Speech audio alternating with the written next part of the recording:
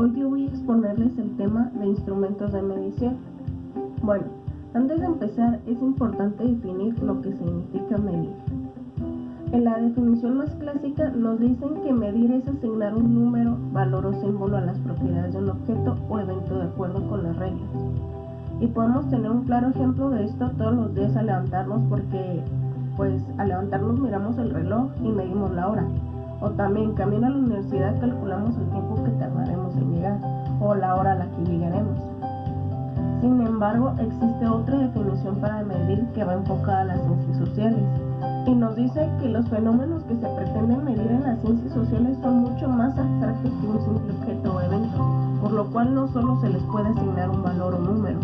Por ejemplo, un sentimiento o emoción no son cosas que puedan ser clasificadas ni medidas. Entonces, la definición que se le da a medir en las ciencias sociales dice que medir es el proceso que vincula conceptos abstractos con indicadores empíricos. Es decir, para medir en ciencias sociales se tiene que relacionar la variable que se desea medir con algún tipo de experiencia. Bueno, ahora que ya sabemos lo que es medir, prosigamos con el tema que, como ya les dije, es instrumentos de medición. Primero, ¿qué es un instrumento de medición? Bueno, pues un instrumento de medición es un recurso que utiliza un investigador para registrar información o datos de las variables que tiene en mente. Y en el libro de Samperi dice que para que un instrumento sea adecuado y eficaz, debe registrar datos observables que realmente representen los conceptos o variables que el investigador desea medir, y que para poder considerar adecuado a un instrumento de medición debe cumplir con 3 requisitos, que es la confiabilidad, validez y objetividad.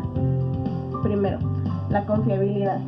La confiabilidad se refiere al grado en que un instrumento produce resultados consistentes y coherentes. Por ejemplo, cuando medimos la temperatura y a las 10 am nos dice que estamos a 19 grados y volvemos a medir a las 11 y dice que es de 20 grados, ahí lleva una consistencia y es coherente. Pero volvemos a medir a las 11:30 y la temperatura es de 40 grados, entonces ya no es consistente y mucho menos coherente, ¿cierto? O cuando se realiza una prueba de inteligencia a una persona y la primera vez saca un total de 90 puntos y se le realiza la misma prueba la siguiente semana pero saca 60 puntos, entonces nos damos cuenta de que no es un resultado consistente ni coherente. No sé si me... Pero bueno, entonces eso es a lo que se refiere la confiabilidad. Tiene que ser consistente y coherente. En segundo lugar, tenemos que un instrumento debe cumplir con el requisito de la validez. La validez es el grado en que un instrumento mide realmente lo que pretende medir.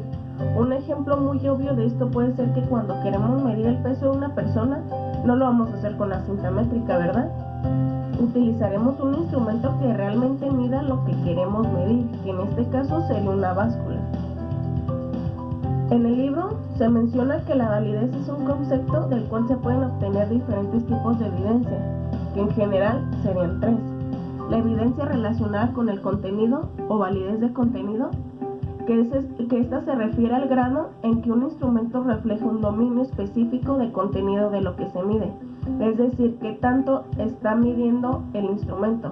Por ejemplo, si se quiere realizar un examen de operaciones aritméticas y solo incluimos la resta y la suma y dejamos fuera la multiplicación y la división, no sería válido porque no estamos abarcando lo que en teoría debería medirse.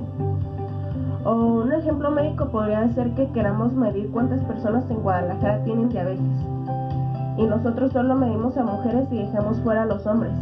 Entonces, nuestra medición tiene carencia de contenido y por lo tanto no es válida, ya que se suponía que queríamos medir a todas las personas con diabetes sin importar el género. No sé si me di a entender. Bueno, ahora seguimos con la siguiente evidencia, que es la relacionada con el criterio o validez de criterio. La validez de criterio es aquella que se establece al correlacionar las puntuaciones resultantes de aplicar el instrumento con las puntuaciones obtenidas de otro criterio externo que pretende medir lo mismo. Esto se refiere a que un instrumento de medición es válido si su resultado es igual al resultado de otro método distinto que pretende medir lo mismo. Por ejemplo, una nueva prueba de inteligencia podría ser comparada estadísticamente con una prueba de coeficiente intelectual estándar. Si existe una alta correlación entre los dos conjuntos de datos, entonces la validez de criterio es alta. Bueno, la siguiente evidencia es la relacional constructo, o también conocida como validez de constructo. Antes que nada, el constructo es una variable que se está midiendo o que se pretende medir, ¿va? Bien, la validez de constructo parte del grado en que las mediciones de concepto proporcionadas por instrumentos se relacionan de manera consistente con mediciones de otros conceptos o variables vinculadas empírica y teóricamente. Se refiere a si la definición operacional de una variable refleja realmente el significado teórico o verdadero de un concepto. La validez de constructo se refiere a si el instrumento mide el constructo correctamente. Un ejemplo podría ser un médico que realiza pruebas sobre la eficacia de los analgésicos en los enfermos crónicos de espalda. Cada día les pide a los sujetos que califiquen su nivel de dolor en una escala del 1 al 10. El dolor existe, todos lo sabemos, pero no puede ser medido por números o subjetivamente. En este caso, la validez de constructo probaría si el médico en realidad está midiendo el dolor y no el entumecimiento, el malestar, la ansiedad u otro factor. Por lo tanto, con una buena definición de constructo podemos analizar la capacidad de constructo, una medida de qué tan bien las pruebas miden la variable que queremos medir realmente. Y pues existe otro tipo de validez que algunos autores consideran importante, y es la validez de expertos, y nos dice que es el grado en que un instrumento realmente mide la variable de interés de acuerdo con expertos en el tema. Esto es más fácil de explicar porque se basa prácticamente en la evaluación a nuestro instrumento por parte de un experto en el tema. Y ya, finalmente el libro menciona que la validez total es la suma de todos los tipos de evidencia, y que en cuanta mayor evidencia de validez de contenido, de validez de criterio y de validez de constructo tenga un instrumento de medición, este se acercará más a representar las variables que pretende medir. Y otro punto también que nos menciona el libro es que un instrumento de medición puede ser confiable, pero no necesariamente válido. Como por ejemplo, un aparato quizás sea consistente en los resultados que produce, pero puede no medir lo que pretende, y entonces ahí ya no sería válido. Y ahora vamos con los factores que pueden afectar la validez y la confiabilidad. En primer lugar tenemos la improvisación. Un instrumento de medición no es algo que se pueda tomar a la ligera. Este necesita tiempo y dedicación, porque si no puede tener muchos errores o puede perder su validez y su confiabilidad. Después tenemos que utilizar instrumentos desarrollados en el extranjero que no han sido validados en nuestro contexto. Esto se refiere a la cultura y al tiempo. Por ejemplo, un instrumento que se probó hace 100 años es muy improbable que tenga los mismos resultados ahora que los que se obtuvieron hace 100 años.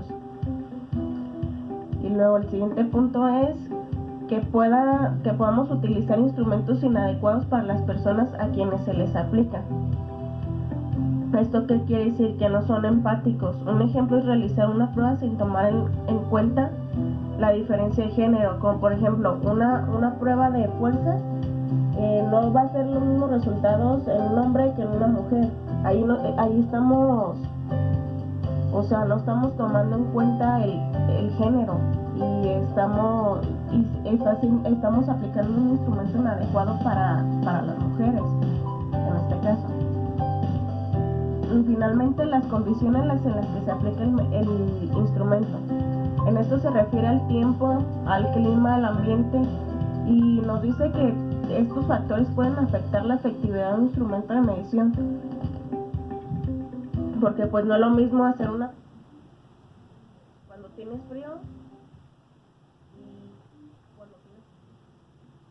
o no es lo mismo realizar la prueba de rendimiento cuando estás cansado a cuando estás bien. No sé si me explique. Y ya, finalmente, siguiendo con los criterios que debe cumplir un instrumento de evaluación, vamos con el tercero y último, que es la objetividad. La objetividad se refiere al grado en que el instrumento es o no permeable a la influencia de los sesgos y tendencias de los investigadores que lo administran, califican e interpretan. Por ejemplo, la mayoría de las personas estaríamos de acuerdo en que el agua de mar contiene sal o que los rayos del sol queman. Pero en temas que tienen que ver con la conducta humana, como los valores, las atribuciones y las emociones, el consenso es más complejo. O por ejemplo, imaginemos que 10 personas deben ver una película y calificarla como muy violenta, neutral, poco violenta y nada violenta. 3 personas indican que es muy violenta, 3 que es violenta y 4 la evalúan como neutral. Entonces sería difícil responder a la pregunta de qué tan violenta es la película. Ahí ya sería como, dependería del enfoque o de cómo lo ven las personas. Todo depende de la cultura, de los valores, que tiene la persona acerca o sea, como la perspectiva que tiene la persona acerca de la pregunta que se les está haciendo o de lo que se pretende medir.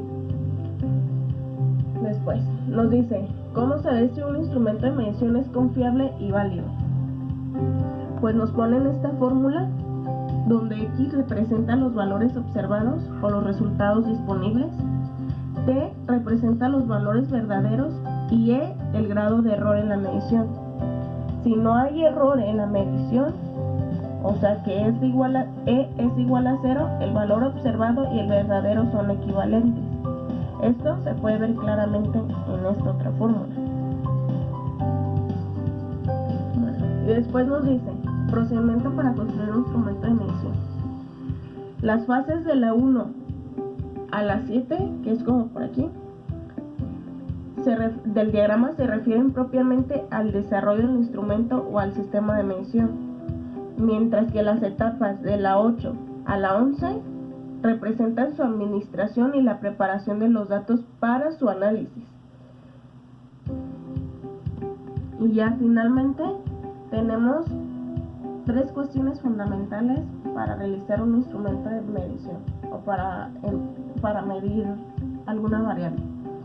La primera es la operacionalización. Esta se refiere al paso de una variable teórica a indicadores empíricos verificables y medibles. O sea que es el paso de una teoría a un hecho comprobable y se logra con la experiencia.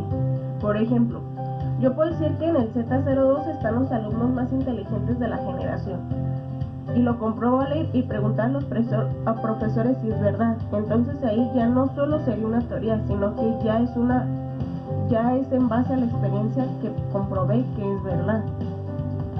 La otra cuestión sería la codificación.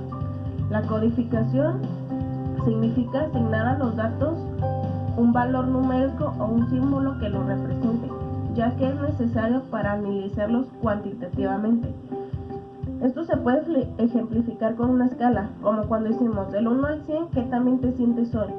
Donde 1 es el valor más bajo y 100 es más alto. Y pues ya este fue el último concepto que tenía que explicar. Espero que me hayan entendido acerca de lo que es un instrumento de medición, qué características debe cumplir y cómo realizarlo. Muchas gracias, compañeros. Esto fue todo por mi parte. Espero que me hayan entendido. Si tienen alguna duda o comentario, con gusto se las puedo responder. O si no, en el Samperi viene toda la información. Y pues ya, es todo. Gracias.